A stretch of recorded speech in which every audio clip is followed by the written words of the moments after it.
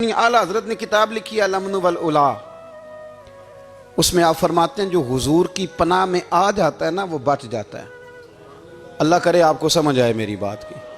जो हुजूर की पनाह में आ जाता है वो जो दुनियादार रहता है, मालदार रहता है, हुजूर की पनाह में नहीं आता वो बेसुकून रहता है। फरमाते हैं यहाँ दुनिया में भी हुजूर की पनाह में आ जाओ, आज ले उनकी पनाह। और आज दलील आपने इब्ने माजा की हदीस लिखी है, हज़रत तमीम दारी हदीस के रावी हैं, आला हज़रत ने लिखी है। फरमाते हैं जो हुजूर की पनाह में आया बच गया। दलील देते हैं, फरमाया इंसान तो इंसान, जानवर भी आते थे तो बच जाते थे। हज़रत तमीम दारी रज़ी अल्लाह तआला अन्हु फरमाते हैं कि हम खड़े थे, एक ऊँट दौड़ता हुआ आया। नबी करीम सल्लल्लाहु अलैहि वसल्लम के पहले उसने कदमों पे सजदे किए। सहाबा कहने लगे हुजूर हमें भी इजाज़त दें। फरमाया वो तो बेज़ुबान है, उसे तो पता कोई नहीं, पेशे नज़र है वो नौबहार, सजदे को दिल है बेकरार, रोकिए सर को रोकिए यही तो इम्तिहान है। फरमाया उसे क्या पता, तुम तो मुकल्लफ हो शरीयत के, तुम्हें इजाज़त नहीं है। और आला हज़रत ने दो टोक लिखा है, फरमाया सिवाय खुदा के किसी को ताज़ीमी सजदा भी हराम है। ये नोट कर ले मेरी बात। और आला हज़रत ने फतावा रज़विया में लिखा है किसी कब्र पे जाओ तो 4 हाथ दूर खड़े रहो। अल्लाह करे आपको समझ आए। कितने हाथ? 4 हाथ दूर खड़े रहो, सूरत फातिहा पढ़ो, दुरूद शरीफ पढ़ो, जिस कब्र पे गए हो उनकी रूह को इसाले सवाब करो, उनके वसीले से दुआ मांगो। आला हज़रत फरमाते हैं कब्र को सजदा बिल इत्तिफाक हराम है, तवाफ कब्र का करना बिल इत्तिफाक हराम है, बोसा लेने में इख्तलाफ है कि जायज़ है कि नाजायज़ है, लेकिन बोसे से भी चूंकि शक पड़ता है तो फरमाते हैं अहमद रज़ा की राय ये है कि बोसा लेने से भी बचा जाए। वो आ गया तो इससे अगली बातें करता है, बस खामोश रह, बाअदब रह और पीछे रह। तो हजरत तमीम दारी कहते हैं ये हदीस आला हजरत ने लिखी है लमन वल उला में। फरमाते हैं कि ऊँट ने पहले सजदा किया, कदम चूमे, फिर उसने हुजूर के कान में कोई बात कही। रोजे दे दिवाले ने गुलामां दियां टोलियां, एक पिया सुनदा करोड़ां दियां बोलियां। यानी ऊँट ने बात की तो हुजूर ने वो भी सुन ली। आला हजरत कहते हैं जो पनाह में आता है बच जाता है।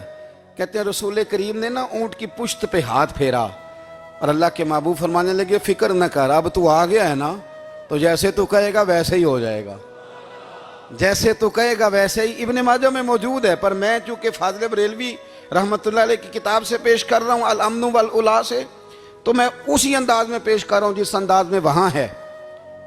हज़रत तमीम दारी कहते हैं कि हमारी समझ में बात कोई ना आई। थोड़ी देर गुजरी तो कुछ लोगों ने हाथों में रस्सियाँ पकड़ी हैं, खंजर पकड़े हैं, दौड़े आए, या रसूलल्लाह ये हमारा ऊँट है। हज़रत तमीम दारी कहते हैं मैंने देखा कि जब वो आ गए ना खंजर लेके तो ऊँट हुजूर के पीछे छुप गया। आज ले उनकी पनाह, आज मदद मांग उनसे, वो हुजूर के पीछे छुप गया। तो कहते हैं कि नबी करीम सल्लल्लाहु ताला अलैहि वसल्लम ने फरमाया क्या मसला है भाई? या रसूलल्लाह हमारा ऊँट है, ज़िबा करने लगे थे दौड़ा आया है। तो हुजूर फरमाने लगे वो तो तुम्हारी शिकायत कर रहा है। वो कहता है या रसूलल्लाह मैंने बरसों इनकी नौकरी की, बरसों मैंने बड़ी नौकरी की। सही कहता है या रसूलल्लाह? ठीक कहता है। हुजूर अब बूढ़ा हो गया हूँ, थोड़ा ज़्यादा बोझ नहीं उठा सकता, तो मुझे ज़िबा करके खाना चाहते हैं, मैं मरना नहीं चाहता। नबी करीम फरमाने लगे अच्छे लोग ये सिला देते हैं। उन्होंने अर्ज़ की हुजूर आप हुक्म कर दें, हम इसको छोड़ देते हैं या रसूलल्लाह, नहीं ज़िबा करेंगे, खिदमत करेंगे। हुजूर फरमाने लगे नहीं, अब मेरे पास आया है ना, अब मैंने वापस नहीं करना, आज हो गया है, आज ले उनकी पनाह, आज मदद मांग उनसे, आज हो गया या रसूलल्लाह फिर रख लें। हुजूर ने फरमाया नहीं भाई पैसे बताओ कितने? या रसूलल्लाह नहीं नहीं कुछ नहीं। नबी करीम अलैहिस्सलाम ने फरमाया नहीं बताओ कितने, बताओ कितने? उन्होंने कहा हुजूर एक दफा रेट लगाया था तो 100 दिनार लगा था। हुजूर ने फरमाया बिलाल दे दो 100 दिनार। 100 दिनार दे दिया।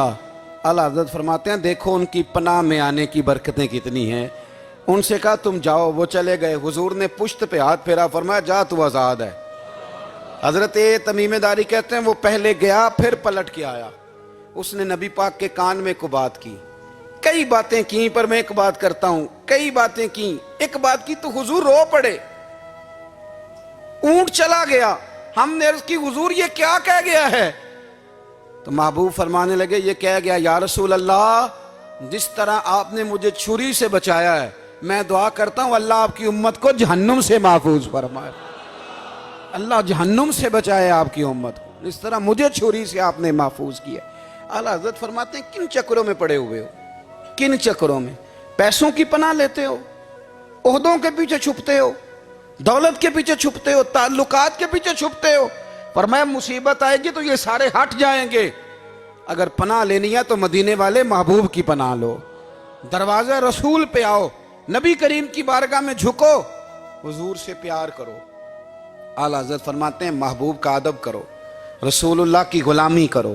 فرماتے ہیں پھر کے گلی گلی تباہ، ٹھوکریں سب کی کھائیں کیوں، دل کو جو عقل دے خدا تو تیری گلی سے جائے کیوں۔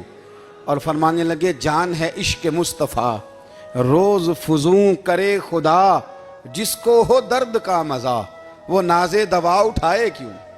جس کو ہو درد کا مزہ وہ ناز دوا اٹھائے کیوں۔ انہوں نے محبوب کریم کی محبت کا پیغام دیا، صحابہ کی محبت کا، بولیے صحابہ کی محبت کا پوری کتاب لکھی حضرت صدیق اکبر جناب عمر کے فضائل پر۔ اور مزے کی بات یہ ہے کہ اعلیٰ حضرت نے نا اردو شاعروں میں سے کسی کو توفیق نہیں ہوئی حضور کو شہنشاہ کہنے کی۔ اعلیٰ حضرت نے کہا میرے نبی شہنشاہ ہیں۔ دلیل کیا دی؟ فرمانے لگے پڑھو ترمذی، حضور نے فرمایا میرے 2 وزیر زمینوں میں ہیں، 2 آسمانوں میں۔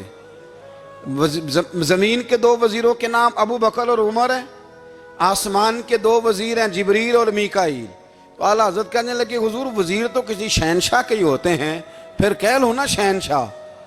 تو پھر فرمانے لگے حاجیو آؤ شہنشاہ کا روضہ دیکھو، حاجیو آؤ شہنشاہ کا روضہ دیکھو، کعبہ تو دیکھ چکے اب کعبے کا بھی کعبہ دیکھو، کعبہ تو دیکھ چکے اب کعبے کا بھی، غور سے سن تو رضا کعبے سے بھی آتی ہے صدا، میری آنکھوں سے میرے پیارے کا روضہ دیکھو۔ اعلیٰ حضرت نے ساری زندگی اور صحابہ کرام کی بات کی، اہل بیت کی بات کی، اولیاء کی بات کی، صوفیاء کی بات کی، دفاع کیا سب کا، سب کے شانوں میں لکھا، امت کو بتلایا کہ اپنے بزرگوں سے جڑے رہو گے تو بچے رہو گے۔ اعلیٰ حضرت نے طنز کرنے سے، تنقید کرنے سے، بلا وجہ غلطیاں نکالنے سے اور ایک دوسرے پر لان تان کرنے سے ہمیں بچنے کو کہا۔ اعلیٰ حضرت فرماتے ہیں کوئی علم اگر آ جائے نا تو اس کا معنی یہ نہیں کہ سب کو جاہل سمجھ لینا چاہیے۔ سمجھ آ رہی ہے میری بات کی؟ ہم جس شعبے میں بھی ہوتے ہیں نا سامنے والے کو ان پڑھ ہی سمجھتے ہیں۔ مولویوں کے بارے میں بعض لوگوں کا خیال ہے کہ یہ پتہ نہیں کون سی مخلوق ہے، ان کو کیا پتہ دنیا داری کا۔ میں صحیح کہہ رہا ہوں۔ اسی طرح جو میرے شعبے سے تعلق رکھنے والے لوگ ہیں وہ کہتے ہیں شاید سارے تاجر 2 نمبر طریقے سے ہی مال کماتے ہیں۔ یہ ہو نہیں سکتا، ایسا ہو نہیں سکتا۔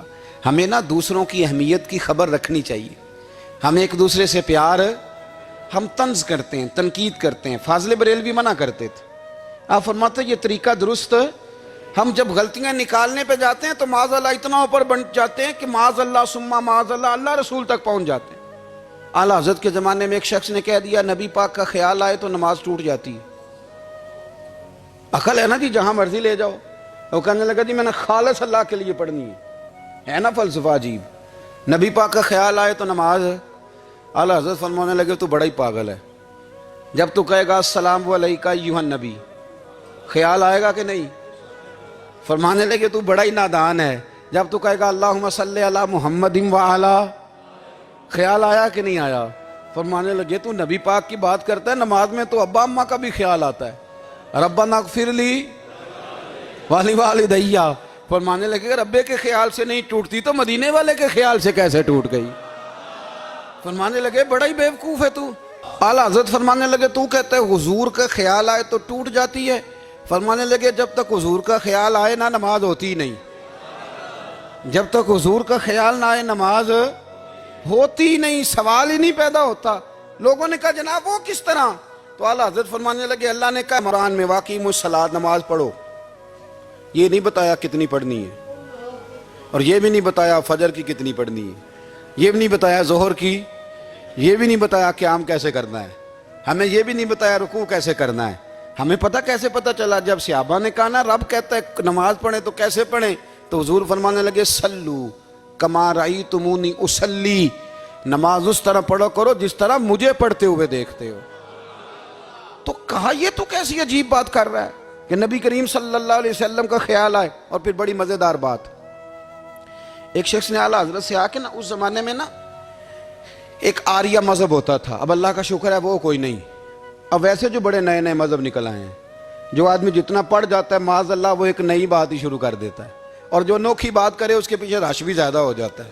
سٹائل ذرا ہٹ کے ہو نا جی تو ذرا ماحول جلدی بن جاتا ہے. تو وہ آریہ مذہب تھا, تو وہ ایک آریہ آ گیا اعلیٰ حضرت کے پاس, آ کے کہنے لگا کہ فرض کی اہمیت زیادہ ہے کہ سنت کی؟ تو اعلیٰ حضرت فرمانے لگے بھئی اہمیت تو فرض کی زیادہ ہے. تو کہنے لگے آپ کا وضو تو پھر سنت سے شروع ہوتا ہے. وضو میں پہلا فرض ہے منہ دھونا, اور آپ سب سے پہلے ہاتھ دھوتے ہیں, یہ بھی سنت. ناک میں پانی ڈالنا یہ بھی, کلی کرنا یہ بھی. میری بات کی سمجھ آ رہی ہے؟ اس نے کہا یہ آپ عجیب لوگ ہیں, فرض اگر بڑا ہے تو پہلے فرض ہونا چاہیے تھا. سمجھ آ رہی ہے میری بات کی؟ لوگ دین پر بڑے بڑے مختلف اعتراضات کرتے ہیں نا, اس نے کہا جی پہلے ہونا چاہیے تھا فرض. تو منہ دھونا فرض ہے, آپ نے گھٹنوں تک ہاتھ دھوئے, اب یہ جو آپ نے ہاتھ دھوئے یہ بھی سنت, کلی کری تو وہ بھی سنت, ناک میں پانی ڈالا تو وہ بھی سنت, تو آپ تو چوتھے نمبر پہ فرض ادا کر رہے. تو اعلیٰ حضرت فرمانے لگے تم اصل میں محبوب کا غلام نہیں نا, ہاں تجھے کیا پتا ہو یہ بات کیا ہے, تو بیٹھ جا ہم سے سن, ہم تجھے بتاتے ہیں. اس نے کہا جی کیا مطلب؟ فرمانے لگے یہ محبوب جو ہے نا ہمارے, یہ ہمیں بڑی جگہوں سے بچاتے ہیں, یہ بچا بچا کے فرائض تک لے جاتے ہیں. کیا مطلب؟ کہنے لگے حضور نے ہمیں کہا ہے کہ پہلے نا ہاتھ دھو لو, پتہ چل جائے پانی زیادہ گرم تو نہیں, منہ جالی نہ جائے, پہلے نا دیکھ لو. فرمایا پھر ناک میں ڈال کے پتہ کرا لو کہ اس میں سے بدبو تو نہیں آتی. سنت بھی ادا ہو گئی, پتہ بھی چل گیا بو تو نہیں آ رہی. اور فرمایا پھر منہ میں ڈال کے چکھ لو کہ بد ذائقہ تو نہیں. اب یہ 3 سنتیں ادا کر کے تم فرض ادا کرو گے تو اللہ بھی راضی ہوگا, اللہ کے رسول بھی راضی ہوں گے.